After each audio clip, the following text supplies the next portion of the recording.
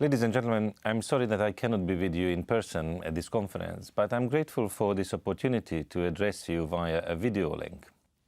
Let me congratulate Industry All for organizing this very timely event. Like many other industries, the rubber sector and its workers are facing enormous challenges.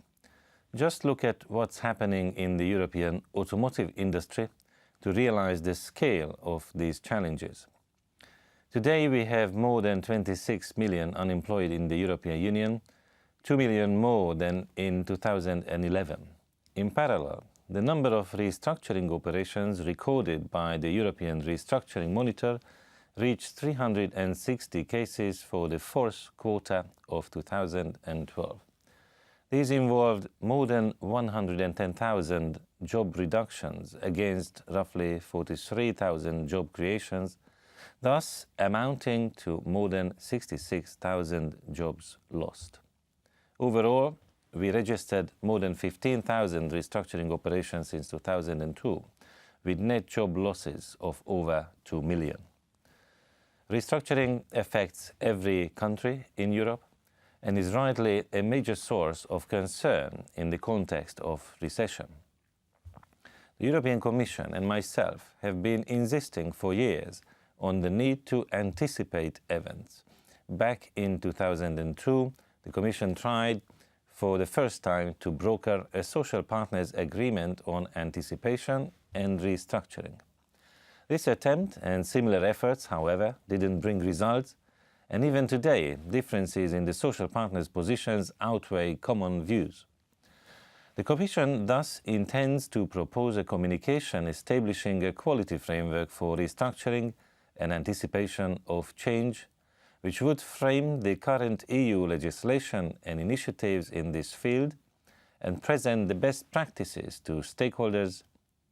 Indeed, companies, workers, representatives, public authorities won't be able to face challenges successfully if they don't anticipate new developments, prepare for them, and influence the course of events.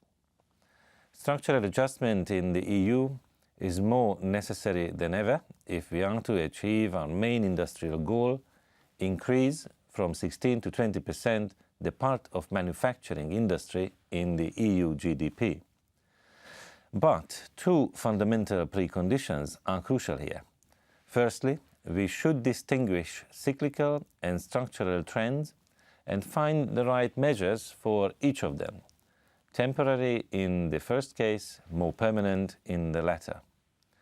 Secondly, we must ensure that when restructuring occurs, it is carried out in a socially responsible way and, above all, with a close, effective and early involvement of workers' representatives. This is a necessary precondition for the economic success of any adjustment process and for its social acceptance.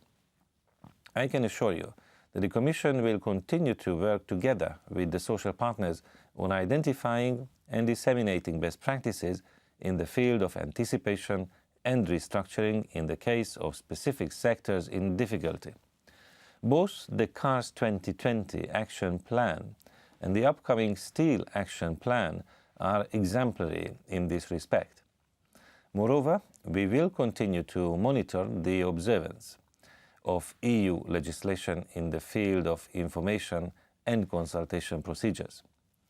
Finally, we encourage Member States to use EU funds like the European Social Fund and the European Globalization Adjustment Fund to support human capital investments and mitigate the adverse social consequences of restructuring by supporting re-employment of redundant workers. I look forward to hearing the results of your discussions and to further cooperating with you on restructuring. Thank you.